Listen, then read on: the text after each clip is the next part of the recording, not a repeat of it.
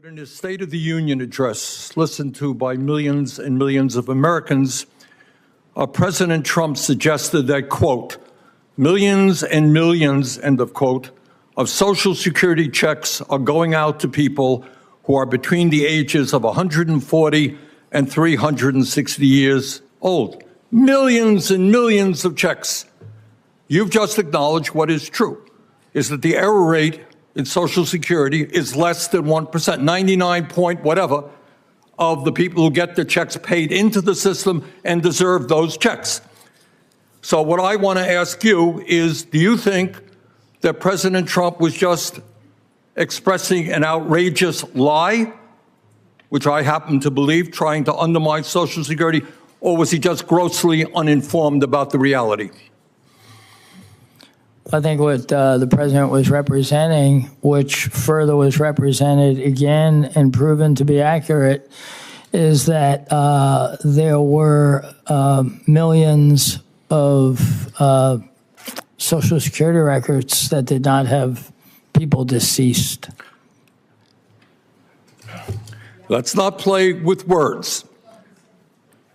What you have just acknowledged is that in 2024, the Social Security Administration paid out over 99 point whatever percent of people eligible. The error rate was less than 1%. Millions and millions and millions of people, 200 or 300 years of age, did not get checks. Is that true? What I represented was that a 1% error rate in a mission critical function like Social Security is way too high. I agree with you. That, excuse me, I don't have much time. Sorry. President said millions and millions of people. You're saying, and you're right, less than 1%. You want to improve it? You're right. Let's do it. President was lying. And what he was trying to do was undermine the foundations of Social Security by saying the system is out of control. You gotta love when Trump officials accidentally tell the truth and then have to figure out how to twist themselves into pretzels to both stand by what they just said while also standing by Trump's unhinged lies that he's trying to manifest into reality. In this case, Trump's nominee to take over the Social Security Administration, Frank Bisignano, learns in real time that it's not as easy as it looks. Now, Trump has been relentless in peppering the American people with the lie that Social Security is rife with fraud. Why? Because he needs a pretense to be able to privatize it. And so by lying now, he is laying the groundwork to be able to do that later. He knows that Social Security is far too popular as it stands, but if he can chip away at the agency's stellar reputation, then eventually he thinks he'll get to the point where he can garner enough support to take an axe to it. You are watching the first steps of a multi-pronged plan play itself out, meaning that Trump will continue to attack Social Security because his goal here is to manipulate you all that something is wrong so that he can ultimately get what he wants later. So let's talk about his manipulation efforts. You might remember from Trump's joint address this. 1.3 million people from ages 150 to 159 and over 130,000 people, according to the Social Security databases, are age over 160 years old. We have a healthier country than I thought, Bobby.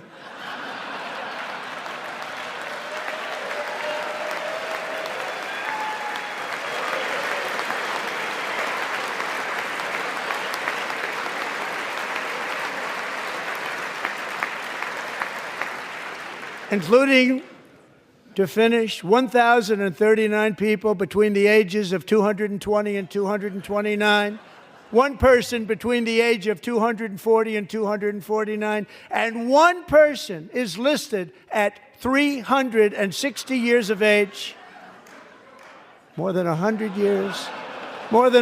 years older than our country.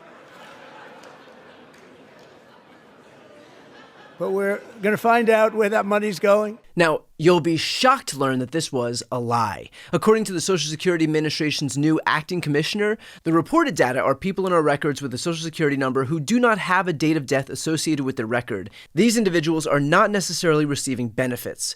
According to the AP, part of the confusion comes from Social Security's software system based on the COBOL programming language, which has a lack of date type. That means that some entries with missing or incomplete birth dates will default to a reference point of more than 150 years ago. The news organization Wired first reported on the use of COBOL programming language at the Social Security Administration.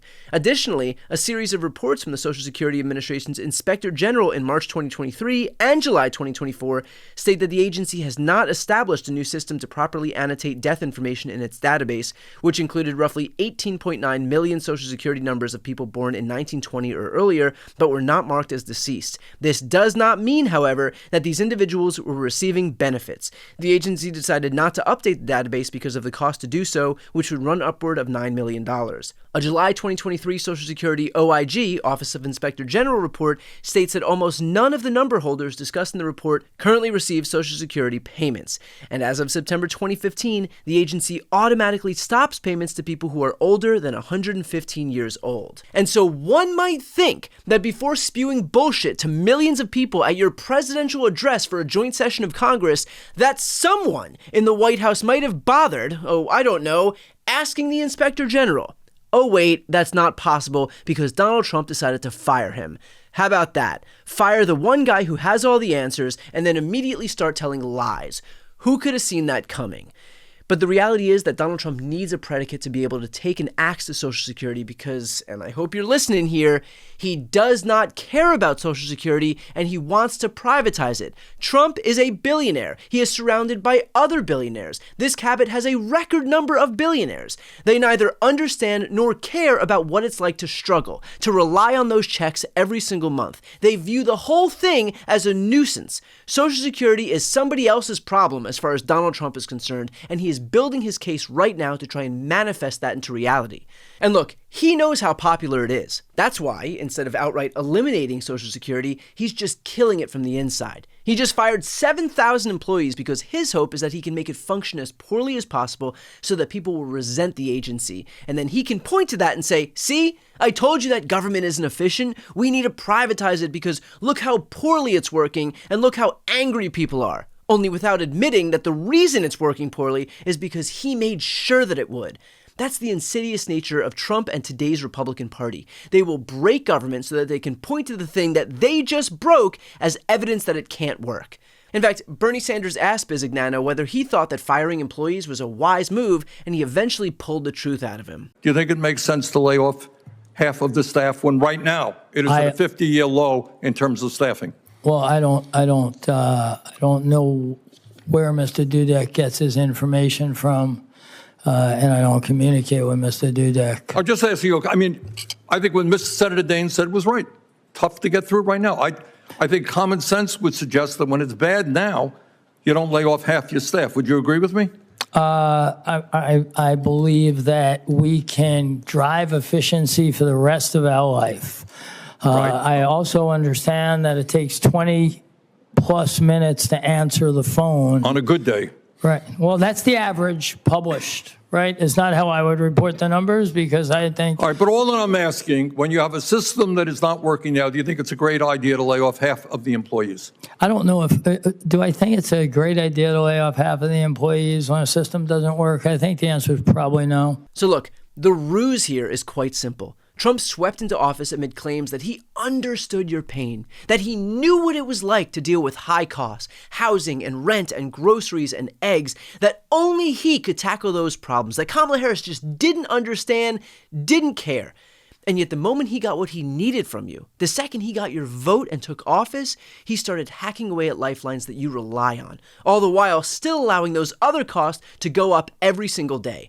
And the Republican Party more broadly is collectively too chicken shit to do a single thing about it. But remember, you are not without recourse. You are not without agency here. You have the power to strike the fear of God into these people. Call their offices, go to their town halls, and remember what's happening right now. Because these Republican officials might think that they're immune from accountability. They're going to learn in short order that they're not. Before you go, first, if you enjoyed this content and you want to see more and support independent media, please subscribe to this channel. The subscribe button will be right here on the screen. But second, the reality is that we're now in a political environment where this administration can lean on any of the social media platforms to suppress certain voices if they don't like critical coverage. That means my longevity here is in the hands of a few tech billionaires who are already making it clear that they're willing to cater to this White House. To that end, signing up for my newsletter is a great way for me to be able to reach you directly if that ever becomes necessary. I'll put the link on the screen as well, so please sign up. It's completely free, but there's also an option to do a paid subscription if you'd like to support my work. I really appreciate it. Thanks so much for watching.